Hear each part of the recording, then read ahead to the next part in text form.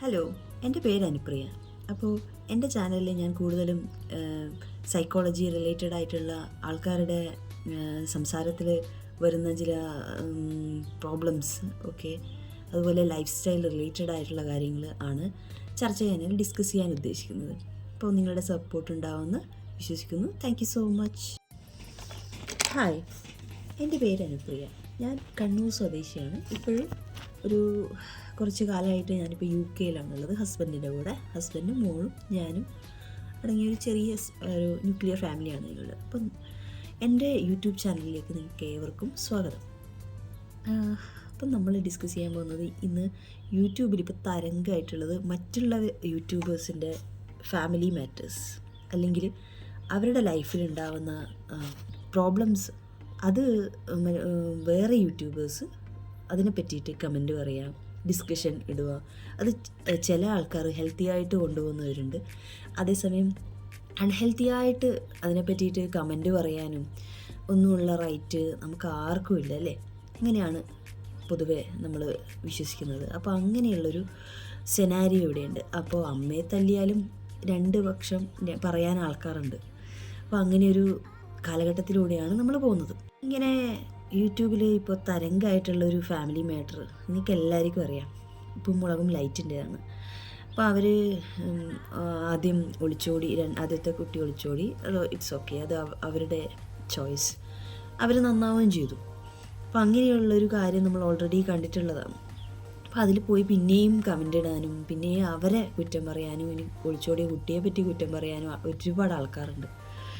അപ്പോൾ അങ്ങനെ ഒരു റൈറ്റ് നമുക്കുണ്ടോ? ആക്ച്വലി നിങ്ങളൊന്ന് ചിന്തിച്ച് നോക്കിയേ, റൈറ്റ് ഉണ്ടോ?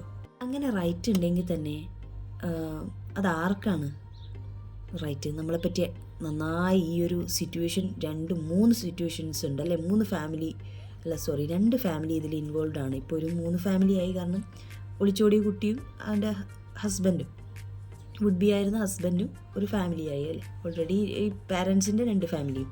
ഇപ്പം 3 ഫാമിലീസ്, അവർ 3 പേര് ഇൻവോൾവ് ആയ ഒരു കാര്യം നമുക്കങ്ങനെ കമൻറ്റ് പറയാൻ പാടുണ്ടോ?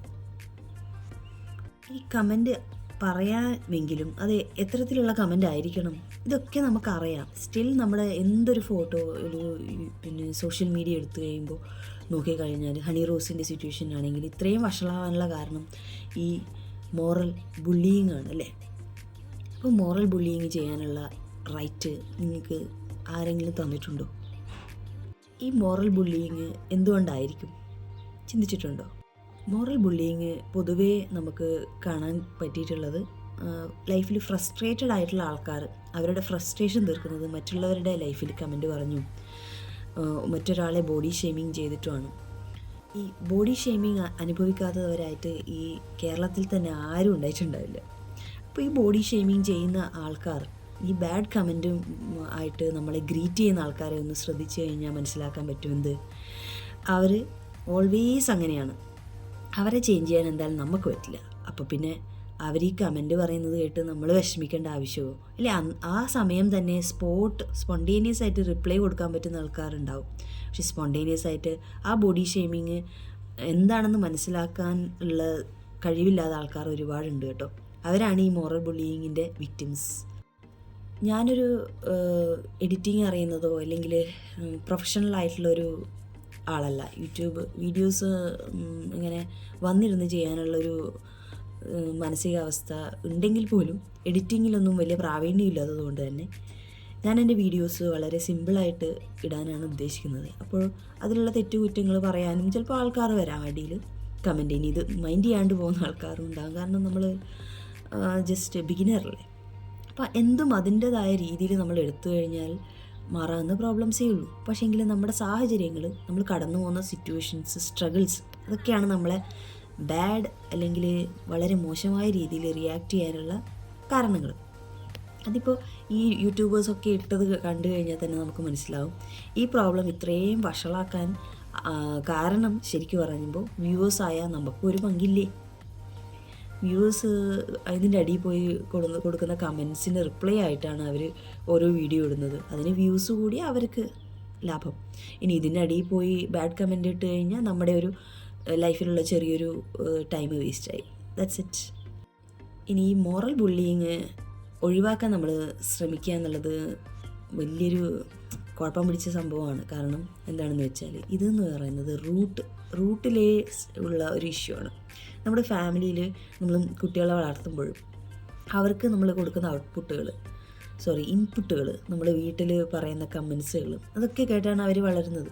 അപ്പോൾ അവർക്ക് നെഗറ്റീവ് ഇൻപുട്ടുകളാണ് കൂടുതൽ കിട്ടിയിട്ടുണ്ടെങ്കിൽ അവർ ലൈഫിൽ എപ്പോഴും ഒരാളെ കണ്ടു കഴിയുമ്പോൾ ആദ്യം കൊണ്ടുവരുന്നത് നെഗറ്റീവ് ആയിട്ടുള്ള കാര്യങ്ങളിൽ, കണ്ടുപിടിക്കുന്നത് നെഗറ്റീവ് ആയിട്ടുള്ള കാര്യങ്ങളായിരിക്കും. അപ്പം നമ്മൾ പോസിറ്റീവായിട്ട് നല്ല നല്ല റിവാർഡ്സുകൾ, ഗിഫ്റ്റുകൾ അവർക്ക് കൊടുത്തു കഴിയുമ്പോഴേ ഒരു തലമുറ, അല്ലെങ്കിൽ നമ്മുടെ അടുത്ത തലമുറ നമ്മളെപ്പോലെ ഫ്രസ്ട്രേഷൻസ് ഇല്ലാതെ നല്ലൊരു സമൂഹത്തിന് നല്ലൊരു അസറ്റ് ആവുകയുള്ളൂ. ബുള്ളിങ്ങിനെ പറ്റി അങ്ങനെ സിമ്പിളായിട്ട് നമ്മളങ്ങ് പറഞ്ഞു പോകാൻ പറ്റില്ല. കാരണം അതിന് അടിത്തറയായിട്ട് ബാക്ക് ബോണായിട്ട് പല ഇൻസിഡൻസും ഈ മോറൽ ബുള്ളിങ് ചെയ്യുന്ന വ്യക്തികൾക്ക് ഉണ്ടായിട്ടുണ്ടാവാം അവരുടെ ലൈഫിൽ. പിന്നെ അവർക്ക് കൊടുത്തിട്ടുള്ള മറ്റുള്ള ആൾക്കാർ അവരെ ചെറുപ്പത്തിൽ മോറൽ ബുള്ളിങ് അവർ നേരിട്ടിട്ടുണ്ടാവാം. അപ്പോൾ അങ്ങനെയും അവരുടെ ലൈഫ് പിന്നീട് ഇങ്ങനെ ഒരു നെഗറ്റീവായിട്ടുള്ള ആറ്റിറ്റ്യൂഡുള്ള ഒരു പേഴ്സണായിട്ട് വളരാനുള്ള ഒരു സാഹചര്യം ഒരുക്കിയിട്ടുണ്ടാവാം.